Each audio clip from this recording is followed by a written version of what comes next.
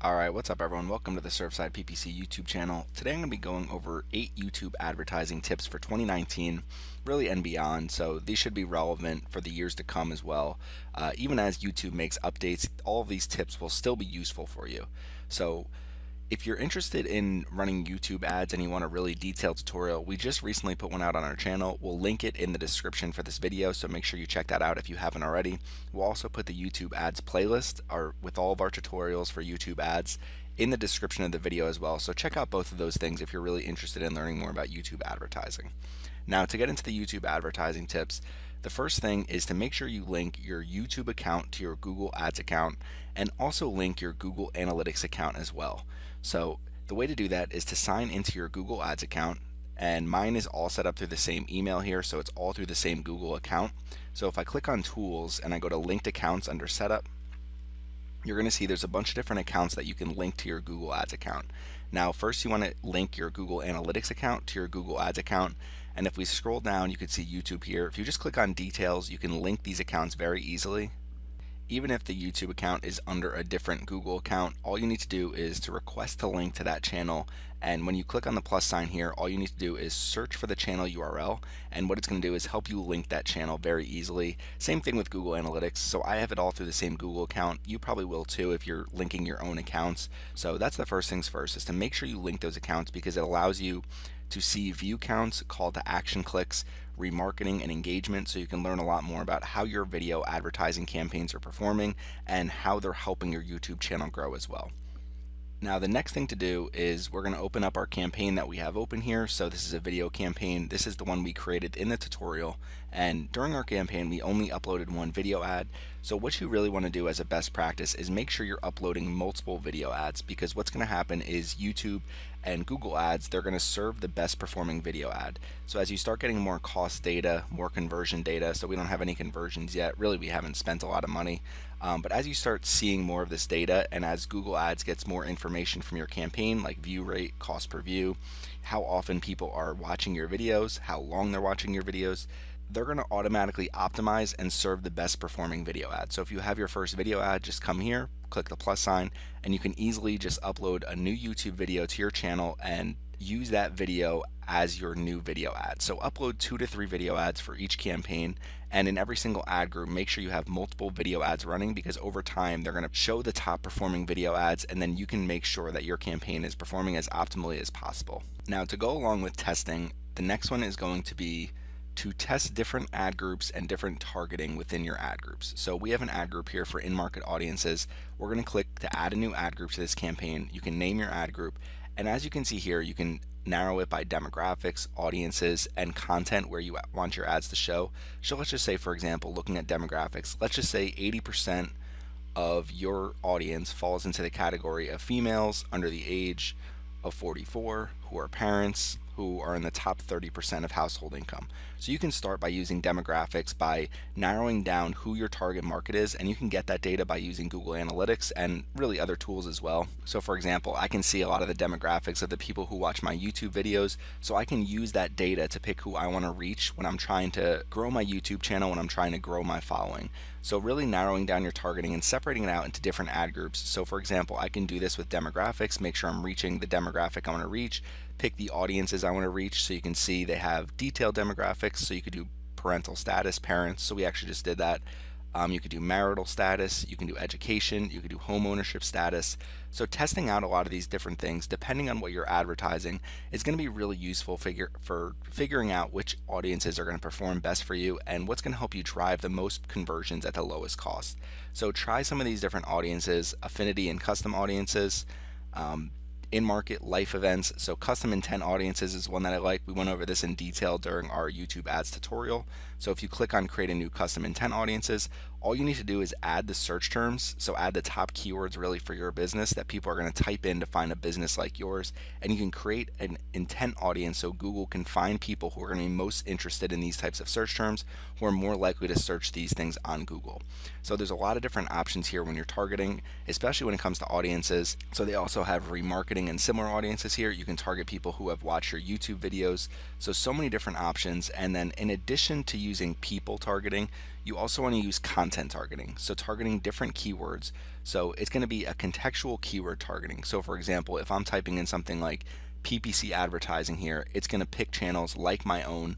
If I create something like video advertising, it'll also target towards Surfside PPC. Whereas if you're doing something completely different, it's going to find keywords that most match up to those YouTube channels and different types of YouTube videos. Come back here, so topics. So topics tend to be very broad, but it can be worth it. So if you're targeting something for beauty and fitness, books and literature, business and industrial, whatever it is that you're targeting, you can find different things here under content, and it's going to find videos that are related to that content. So if you're trying to reach people as they're watching videos on certain subjects, you can reach them with your advertisements and make sure they're as targeted as possible. Last but not least, placements. So you can target different YouTube channels, YouTube videos, websites, apps, and app categories. So testing out different targeting and separating them into ad groups will help you figure out which audiences are going to perform best for your advertisements. So number 4 is going to be really a continuation of audiences, but it's going to be to use remarketing.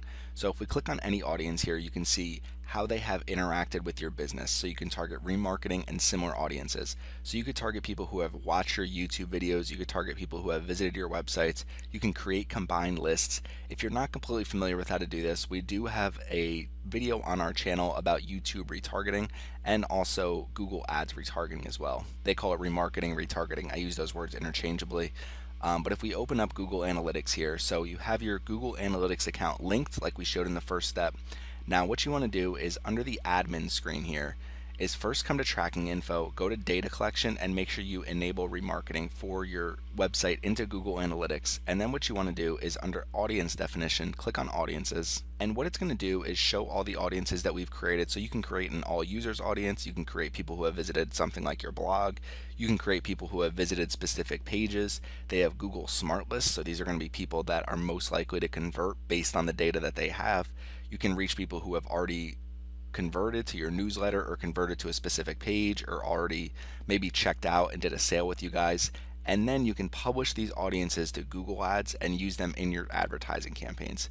So number 4 is to make sure that you're using remarketing audiences, testing different audiences based on what people do on your website, based on what people do on your YouTube channel, and really trying to reach people who have interacted with your business before. Okay, so the next thing you want to do is make sure you're testing all the different video ad formats that are available through YouTube. So we're going to do a separate video about all the different video ad formats in more detail. But if you click on to add a new campaign here, what you can see is, so video advertising campaigns are available for leads, website traffic, product and brand consideration, and brand awareness and reach campaigns. So if you go to leads, it's only going to let you use video ads, and it's going to allow you to use the in-stream video ad format that you're probably most familiar with. So these are the ones that play before, during, and after videos. People can generally skip them, or they can watch them all the way through and click through to your website. Same thing with website traffic campaigns. Now if you go to product and brand consideration, you click on video, you can actually run a campaign subtype for standard consideration. So this will allow you to use cost per view bidding and allow you to run different types of ad formats, shopping campaigns. So if you have an e-commerce website, you can link your Google Merchant Center account. So I do want to do more about Google shopping campaigns this year. The problem is I don't have a ton of products to sell, and I don't have really an e-commerce website that has products to sell to create a shopping campaign. So I'm hoping to do something more around that this year. Or you can do ad sequence, so you can create different ads. So it allows you to use in-stream or bumper ads. So you can create first a video that shows one thing, a video that shows another thing, and people are going to see these ads in sequence. And so now if we keep standard consideration and we click on continue, one thing is you can actually change the networks where your ads run. So you can do YouTube search results. So when someone searches something on YouTube, you know that there's ads that appear in that first result. So these are called video discovery ads. So people can actually find your video and click on it, and then you're charged when people actually click on your video. So it helps people kind of interact with your video a little bit before they watch it. Or you can just do YouTube videos. So ads just appear YouTube videos, channel pages, the YouTube homepage. So in-stream and video discovery ads. So that's going to appear to the side of a YouTube video. Again, we go over these a little bit more in our YouTube ads tutorial. You can also choose whether or not to run your videos with video partners on the display network. So for example, this would be something like a video on ESPN.com. So let's say you're advertising for some new sports type of basketball shoe or something like that. You might want to run your ad before a ESPN video plays, or you might just want to keep it onto YouTube, so you can check whether or not you want to keep it on the display network or not. So now to come back here real quick and just change the goal one more time. If we go to brand awareness and reach instead and go to video campaigns, you can run skippable in-stream ads, bumper ads, non-skippable ads, outstream ads. So these are designed for mobile devices, or the ad sequence ads like we talked about earlier. So using some of these different ad formats and testing them to see what works best for you is really worth it in the long run. Ultimately, what you're going to use most is skippable in-stream ads, and those are what are available for your target CPA campaigns that drive leads or website traffic. So I tend to use skippable in-stream ads the most, but you can test bumper ads, non-skippable ads, and just see what works best for you. So now number 6 is to make sure you're creating professional videos. So one website is shakr.com, shakr.com. So pricing starts at around $50 a month. You're probably going to go up to about $100 a month to be able to create multiple videos per month with no watermarks. But if we just scroll down here, you can see some of their video advertising examples.